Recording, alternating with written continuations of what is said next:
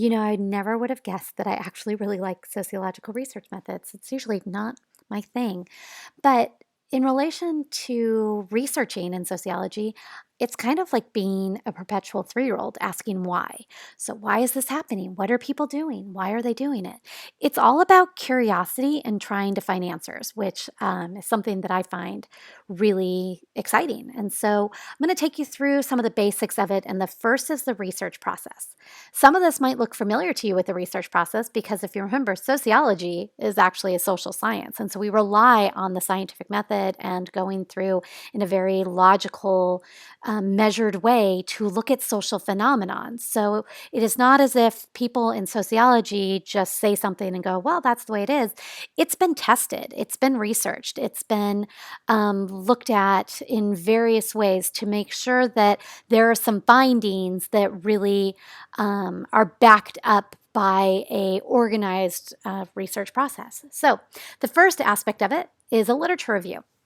A literature review can be fairly exhaustive. At the graduate level, it can be 20, 30 pages. And the idea is you go and do research in the area that you want to study. So you want to go and see what everybody else is saying in the general vicinity of what you're interested in studying.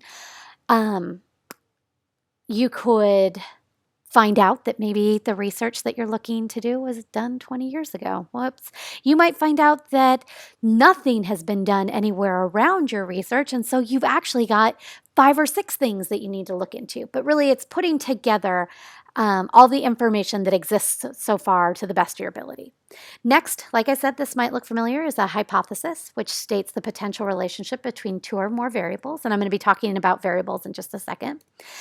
And then data is collected and the hypothesis can be tested. And I'm going to talk about the 2 ways that data is collected in a sociological sense. So let's take a look at variables. A researcher uses independent and dependent variables. And so the independent variable comes first in time order. And I'm about to give you an example if you're going, what does that mean? That hopefully will explain. So what comes first chronologically? What happens first? And then the dependent variable is affected by the independent variable and it comes after the independent variable in time. So it is impacted by the independent variable. Nothing can impact the independent variable because it's independent. It comes first.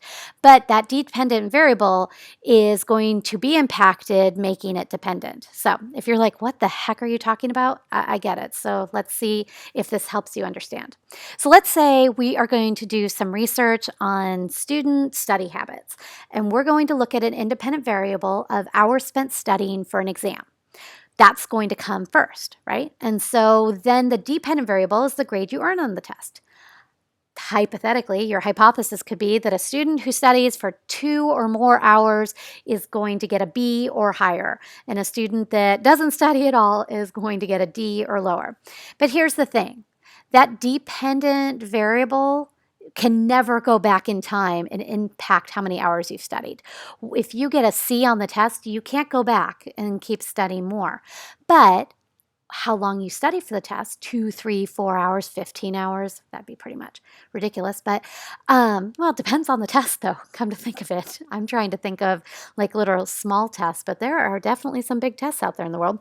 But my point is, the more you study, the more it could impact your grade in a positive way. But no matter how positive or negative your grade is, it can't go back in time and help you study. So, okay, I mentioned 2 ways of collecting data. And so there's 2 research methods, and it's quantitative and qualitative. And I'm going to take you through both of them.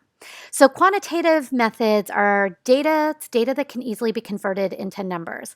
And a huge way that this is done is something you're very familiar with, I'm guessing, in some manner or another. It's actually surveys. And so surveys are when you are going to try and reach a sample of respondents. You need to have a representative sample. And what that means is, let's say you wanted to do research at Santiago Canyon College. Well, I think there's about, I don't know. I'm just guessing. I'm going to say there's like 12,000 students. Are you going to reach 12,000 students? Probably not, because some people won't respond, because because some people won't respond. Like I just said, think about how many times that you've been asked to do a survey and you're like, no, thank you, and you ignore it completely. And so, and that's the first thing. If all 12,000 people responded, how long is that going to take you to go through? How could you pass out information to 12,000 people? I suppose you could email them, but I mean, you certainly couldn't. I mean, I guess you could, but it would be certainly expensive to print up 10 or 12,000 surveys and try and bind everybody to give them to. And so instead, you do a representative sample. You do a sample, you want it to be representative. Representative means if Santiago Canyon College has 53% of its student population are women, and therefore 47% are men, or maybe 53% are women, 42% are men, and the other percentages that I cannot do the math in my head that quickly are identifying as gender nonconforming in some way. You want to make sure that the people that you pick, because let's say you're going to pick 500 students, that your sample of 500 students also matches that criteria. You want to think about that in relation to racial background. You want to think about that if you are doing a sample on Santiago Canyon College students and you have 500 people out of the 12,000, and let's say the vast majority, 70% of your sample of 500 people are only ages 18 to 25. So almost everybody that you're reaching out to is ages 18 to 25. Well, Santiago Canyon College has students that are much older than 25 and probably a decent percentage of them. And so if they're not represented in your sample, you're not getting the whole look at what Santiago Canyon College is. And so you really want to think about the fact that a representative sample is incredibly important, because think about research on a community or even nationwide level. You need to make sure that you're matching up with what the demographics are for those populations. Otherwise, there's no point to your research. You've kind of ruined it because you aren't looking at what represents the larger body that you're trying to study. And so surveys go through and ask you questions in a manner that you answer. Maybe you rate things on a scale from 1 to 5. Maybe you do what's called a Likert scale, where it's like you're somewhat likely, you're very likely, or you're somewhat pleased, or you're neither pleased nor displeased, you're very pleased, that kind of thing. And then a researcher turns all of that into numbers, and they start running mathematical equations, statistical equations specifically, to see what's going on. So you can see if there's a correlation between students who are 18 to 25 and I don't know how long they're studying for tests, right? Because maybe you'll ask in your survey students, number one, how old they are, maybe what their how they identify as a racial or ethnic background, things of that sort. Maybe what their family income levels are. But then you also ask them, how long on average do you study for your exams? And so you could start to see, well, does it match up? Do people who are 32 to 40 study more or less than people who are 18 to 25? I could go on and on about quantitative methods, but we need to move on to qualitative methods. So qualitative methods is data that cannot be easily converted into numbers, and it happens in two ways. So you see those people staring into that dollhouse, kind of all creepy? That is actually it's a weird picture, but it's my example for the concept of ethnography, which means you're studying people in their own environment. And so that means you're observing. Again, at Santiago Canyon College, if you were going to do ethnographic research, you would want to, I don't know, we don't really have an area on the campus, I don't think, that lots of people congregate. But you could see, if you're going to sit over by the library and watch people walk by. Let's say you were doing research on how many students have close friendships at Santiago Canyon College. And so you could just sit by the library and just be unintrusive and observe. When you see people walking by, are they walking by themselves? Are they walking in pairs of 2 or 3? Are they talking to each other? Are they laughing together? Do you see them? How often do you see people being social as opposed to people being isolated? So here's the thing. As you're sitting there by the library watching everybody go by, you need to be in a position where nobody notices you. For instance, if you were going to go into classrooms and you ask the professor, may I observe your class? I'm doing research on Santiago Canyon students and how quickly or well they form friendships. You go into that classroom and you got to think about the fact that that's going to alter the classroom because the class is going to be wondering, it's like a social norm, right? Who's that person in the back? They haven't been in class the whole time. Like, why are they coming like only once a week or something along those lines? So if you were to sit out by the library, going back to that example, and you had a notebook with you and like you were staring at people, following them along, and then you were really writing a whole bunch of stuff in your notebook, and then you were staring at people again. And if somebody notices you, you're breaking social norms, and that means you've impacted your environment because you want people in their own environment acting naturally. And so in a naturally occurring setting. And the minute that you impact that as a researcher, you've kind of lost your naturally occurring setting. So you need to be very conscientious about that. And so that's why field notes, as you can see, a written account, oftentimes is done not until you get out of that environment. Yeah, you can sit on a bench and write things as long as you're being really, just kind of, that's what you're doing. You're not breaking norms by doing it. But if you're in situations where it would alter the way that people acted because they knew you were writing stuff down about it, you would have to wait until later and make sure that you would kind of dump out your brain of all the details you remember because this is your research that you're doing. So you need to remember the fact that you saw 12 people walking together, laughing, something like that. So that's ethnography. And then the other aspect of qualitative methods is interviews. Again, you pick a sample because how many people can you really interview? A lot of times with graduate level research, even doctoral level, so earning a PhD, if somebody's using interviews for their research, they're still maybe doing just 10 to 20. It's very, very hard to do hundreds of them. And so you spend time, you sit down with that person, you oftentimes record the interview that you're doing, and then you transcribe it later. And so there are, as I'm sure you've seen at some point, maybe not, there are recorders that you can have with you that you set down. You want to make sure the person knows that they're being recorded and that they've said that they're willing to be recorded. But when you get home and you need to transcribe it, type it all out so that you have a record of everything that was said. The recorder slows the words down so you can type them. Is that weird? I spoke very carefully to make sure I spoke slowly because you, I think, know now I talk really fast. The idea is that you would transcribe all of your interviews and then you would go through them and find connections. You would say, oh, you know what?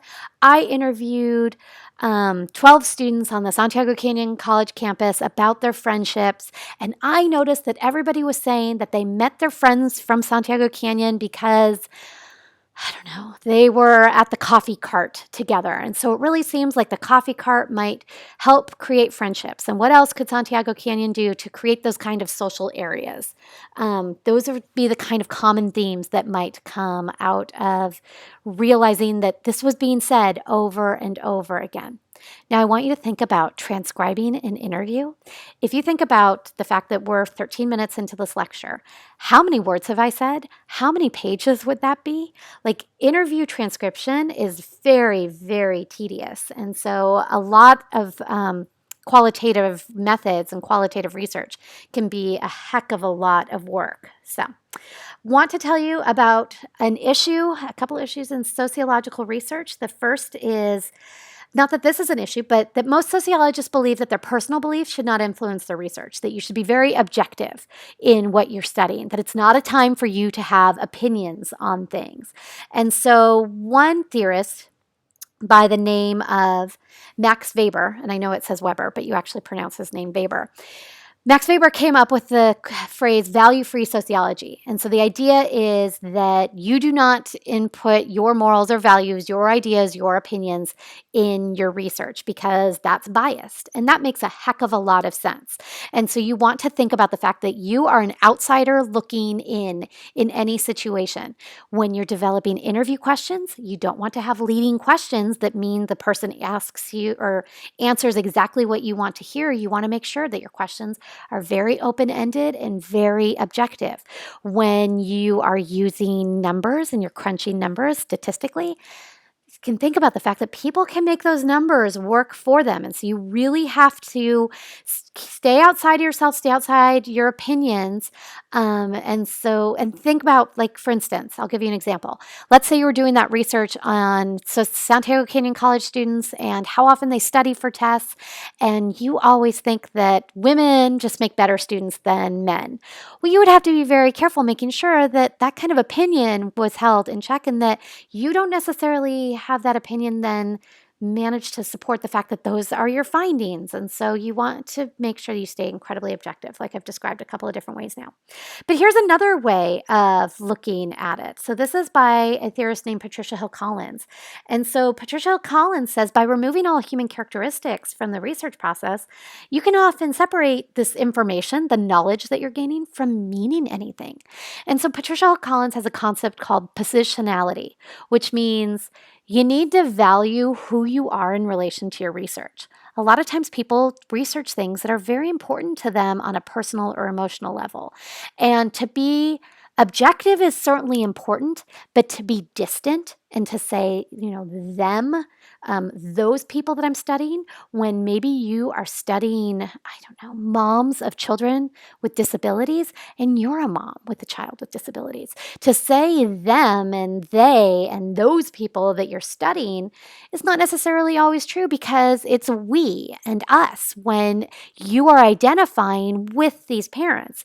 And so what Patricia Hill Collins is saying is there's real value in stating your position in your research. And so not to say that it skews or makes your research biased, but to anchor yourself and say, I have done this research on moms of children with disabilities because I have been parenting a child with a disability for 12 years, and I wanted to see what other people's experiences were, to see if I could solve, some A, B, or C type problem. Because a lot of times sociological research is focused on solutions. How can we figure out the answers and create a solution that works for people? So hopefully this has been it's not going to be as interesting to you as it maybe is to me, but hopefully you can see how valuable it can be. And really, you can think of yourself as a researcher at any time. It's not that you necessarily need to do quantitative or qualitative research and statistics and everything, but